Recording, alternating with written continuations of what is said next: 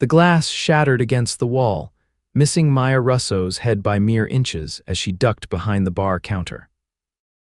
On her first night filling in for a sick coworker at the Rusty Anchor, she'd expected maybe a rude customer or complicated drink order, not a full-blown brawl that threatened to destroy the entire establishment.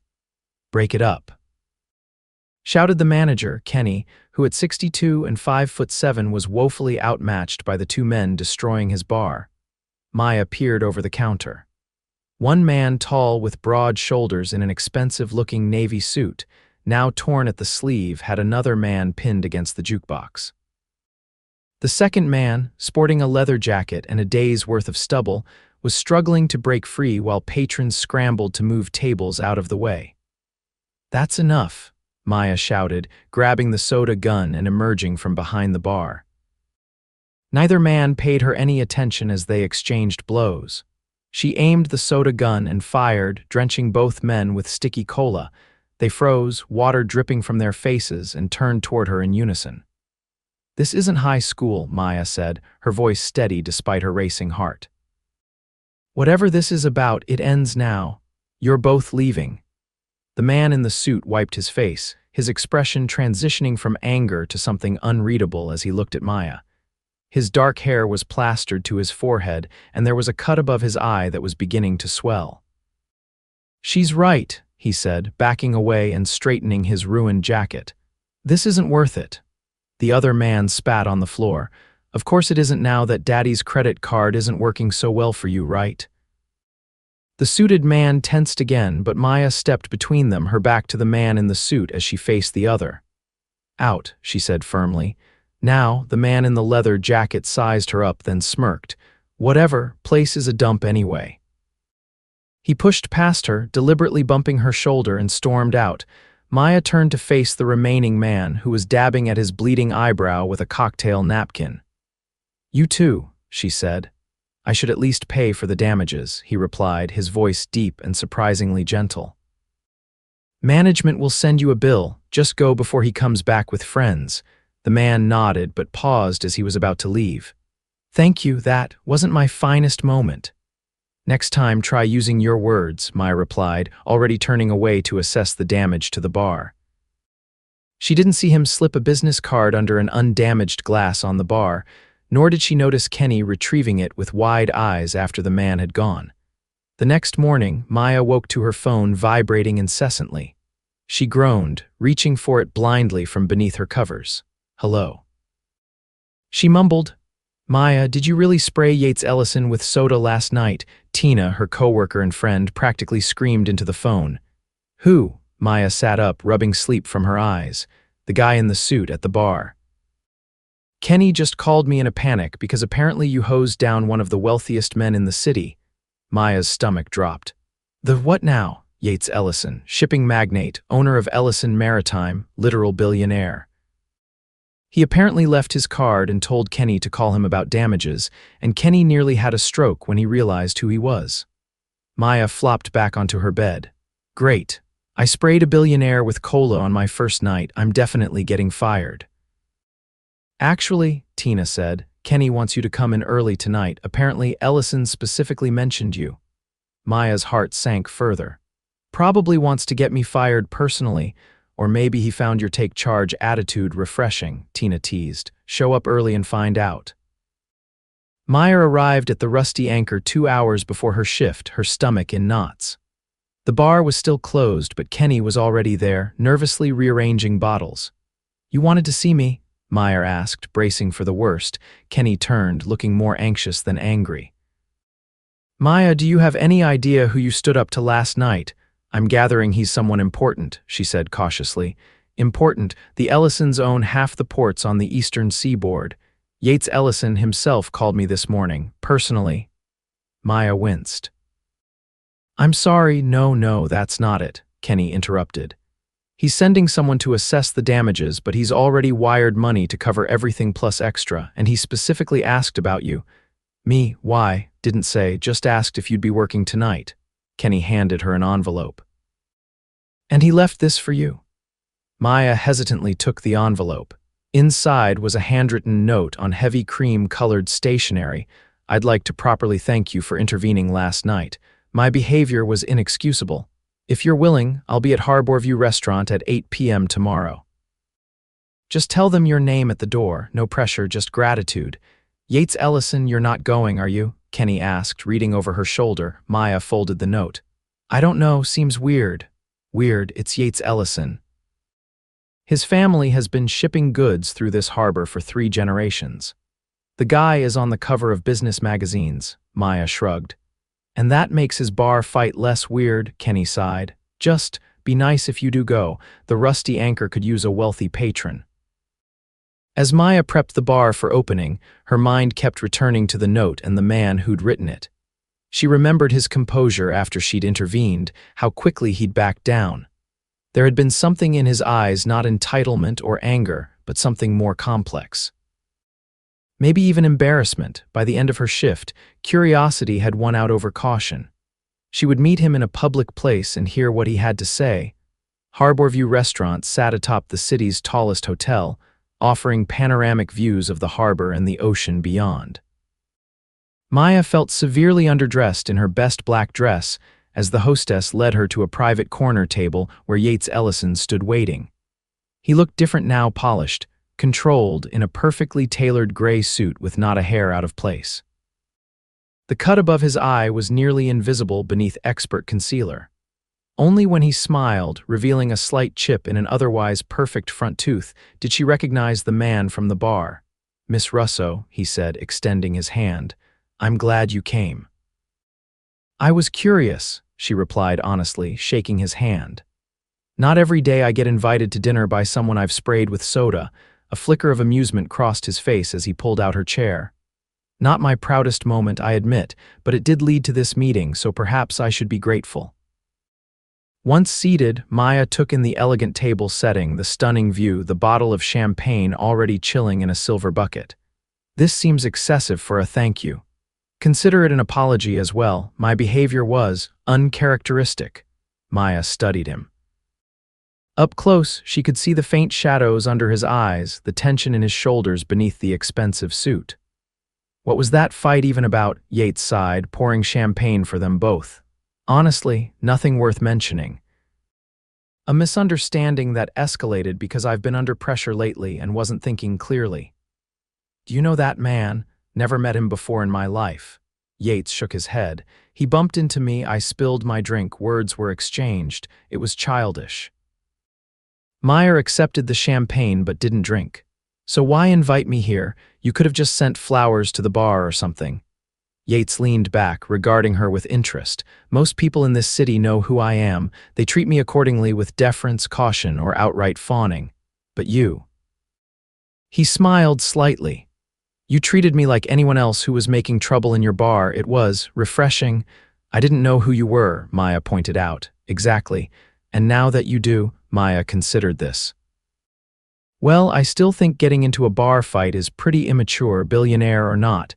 Yates laughed, a genuine sound that transformed his serious face. Fair enough, I deserved that. Their conversation flowed surprisingly easily after that.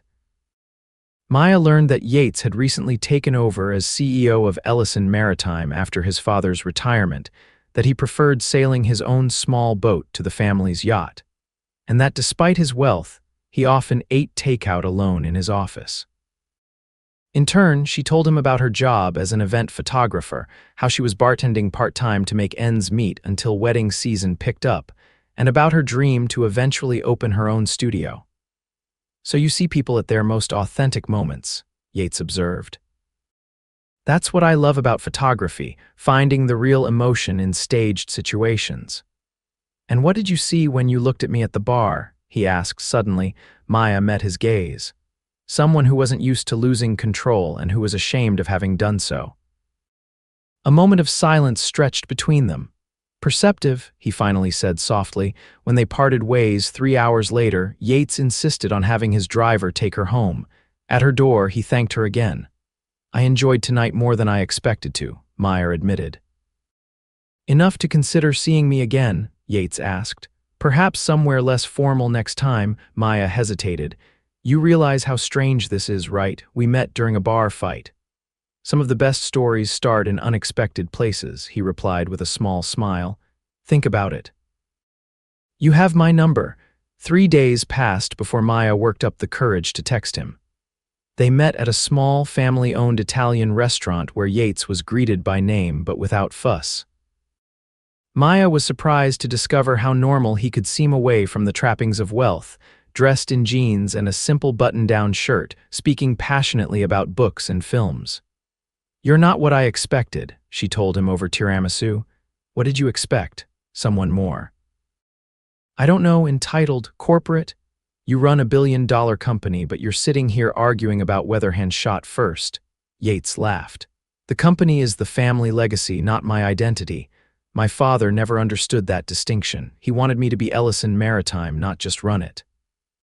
Is that why you were at a dive bar that night instead of some fancy club? His expression turned contemplative. Sometimes I need to be somewhere nobody knows me or wants anything from me. Until you got into a fight, Maya reminded him. Until I got into a fight, he agreed with a sheepish grin. Their third date was at an art gallery showing local photographers' work. Yates listened intently as Maya critiqued compositions and lighting techniques, asking thoughtful questions that revealed his genuine interest in her passion. You should submit your work next year, he suggested as they strolled through the exhibition. Maya shook her head. I mainly do weddings and events, not exactly gallery material. But you could do more artistic work if you wanted to. You have the eye for it. Maybe someday when I don't have rent to worry about. Yates was quiet for a moment. What would you need to make that happen? To focus on your art? Maya gave him a sidelong glance. Don't even think about it. I'm not looking for a patron. I wasn't offering to be one, he replied evenly. I was asking what your goal is. Studio space, mainly, and time, both cost money I don't have right now. As they left the gallery, Yates took her hand casually, as if they'd been doing it for years. The simple gesture felt more intimate than Maya had expected. Their relationship developed steadily over the following weeks. Maya continued bartending while taking more photography jobs, and Yates found ways to slip away from his corporate responsibilities to spend time with her. They kept things relatively private. Maya wasn't ready for the scrutiny that would come with being publicly linked to someone of his status. 6 weeks after they'd met, Yates invited Maya to his penthouse apartment for the first time. She'd expected something ostentatious, but the space was surprisingly understated, spacious and elegant, but comfortable, with floor-to-ceiling windows offering stunning views of the harbor. This isn't what I imagined, Maya said as she wandered the living room, taking in the eclectic art collection and well-worn leather furniture. What did you imagine? Yates asked, handing her a glass of wine. I don't know, gold fixtures, a butler. Definitely not books everywhere and mismatched throw pillows. Yates smiled. The family has a mansion in the suburbs for entertaining and impressing people. This is where I actually live. Maya noticed a framed photograph on a side table, a much younger Yates with an older man on a small sailboat. Your father, my grandfather. Yates picked up the frame. He built Ellison Maritime from a single cargo ship into a regional company. My father expanded it internationally. They both expected me to take it further. And is that what you want? Yates set the photograph down. I'm good at what I do. But lately I've been wondering if it's what I want to do for the next 40 years. Hence the bar fight, Maya teased. Hence the bar fight, he agreed, drawing her into his arms. Though I can't regret it now, considering where it led me. When he kissed her, Maya felt herself melting against him, all her reservations temporarily forgotten. There was something honest about the way he held her, not as a prize or an accessory, but as someone he genuinely wanted close. That night changed things between them. Maya found herself thinking about Yates throughout her days, looking forward to his texts, missing him when their schedules kept them apart. It was terrifying and exhilarating all at once. But reality intruded 3 months into their relationship when a business publication ran a small piece about Yates being spotted with an unknown woman at her restaurant. The article was brief, but it unleashed a flood of speculation on social media and gossip sites. Maya's phone buzzed with messages from friends who'd recognized her in the blurry photo. Her Instagram followers tripled overnight, with strangers leaving comments asking about her relationship with the shipping heir. "I'm sorry about this," Yates said when he called her that evening. "I should have been more careful. It's not your fault," Maya replied, though she felt unsettled by the sudden attention. "Still, I know how much you value your privacy. We could be more discreet, stay in more often." Something about his tone made Maya pause. "Are you embarrassed to be seen with me?" "What? No, Maya, that's not it at all." "Because I know I'm not exactly from your world, Maya." "Stop," Yates interrupted firmly. "If anything, I've been waiting for you to realize you could do better than a workaholic with family issues and a tendency to get into bar fights." The tension broke as Maya laughed. "When you put it that way, you're quite a catch." 2 days later, Maya was shooting a corporate event when she overheard two executives talking. "Ellison's new girlfriend is a bartender or something," one said dismissively. "Probably won't last long. His mother will see to that." "Classic rebellion against the family," the other replied. "He'll get it out of his system and marry someone appropriate eventually." Maya pretended not to hear, focusing on her camera, but the words stung more than she wanted to admit. She'd never met Yates's family. He'd mentioned his mother was traveling in Europe, and they hadn't discussed family introductions yet. Was that deliberate on his part? That evening, she arrived at Yates's apartment preoccupied. He noticed immediately. "What's wrong?" he asked, taking her coat. Maya hesitated, then decided directness was best. "Am I just a phase for you? Something to rebel against your family with?" Yates looked genuinely confused. "What? Where is this coming from?" She told him what she'd overheard. His expression darkened as she spoke. "Those people don't know anything about us," he said when she finished. "About how I feel about you. And how do you feel? Because sometimes I wonder if this can actually work long term. We're from completely different worlds." "Yates." He took her hands.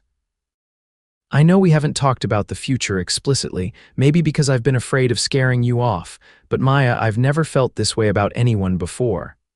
"That doesn't answer my question." "Fine. Yes, my mother will probably have opinions about who I date. And yes, there are people in my social circle who think I should marry someone with the right connections, but I don't care about any of that."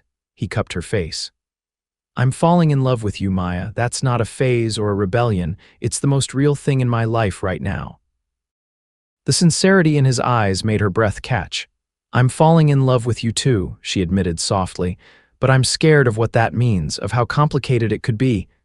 "Then we'll figure it out together," Yates promised, "one day at a time." For the next few weeks, they settled back into their relationship, though Maya remained aware of the differences in their positions. She continued working both jobs, refusing Yates's subtle offers of financial help. Her independence mattered to her, especially now. Then came the invitation that would test them both.